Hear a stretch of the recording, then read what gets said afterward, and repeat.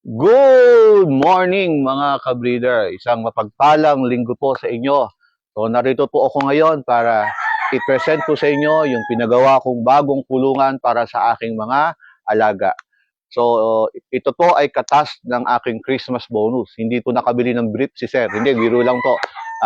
Talaga po pinaglalaanan ko po yung mga gamit para sa aking mga alaga. So ito po ay gawa po sa bakal. So sa steel matting po yung kanyang mga gilid at ibang pong mga bakal. So ito po ay gawa ng aking pinsan na si Loren. So kung mamaya po ilalagay ko po yung number niya para po makontak nyo kung kayo po ay interesado. So napakahusay po niyang gumawa ng mga metalworks kaya guarantee po. So pakita ko lang po sa inyo sandali. So medyo maluwang po siya. Ayan. Tapos ang kanyang division po ay kahoy. So, depende po sa inyo kung ganong kakapal na kahoy po yung ilalagay niya. Pero ako, yung sakto lang po. At hindi po siya gagalaw dahil may lock po siya.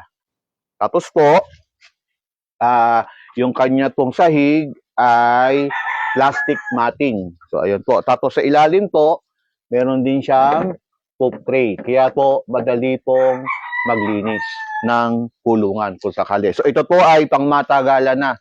Dahil basta alaga lang po tayo sa pintura, sa primer, sigurado po tatagal. At ito po yung nakaabang din para sa isa pang kulungan sa taas. So, 5 doors po siya.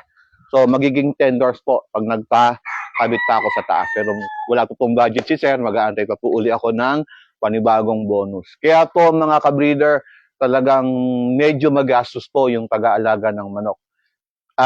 Gaya po ng sinasabi ko, bago po na tayo pumasok sa ganyang sitwasyon o sa ganitong hilig, kailangan po ay handa tayo. So, bago ko po tapusin, mga ka-breeder, sagutin ko lang po yung tanong ng ating isang taga-suporta. Ang sabi po niya, Sir, nag-i-inject po ba kayo sa manok? Excuse me po. Dati po nag-i-inject ako, pero ngayon po hindi ko na siya pinapractice.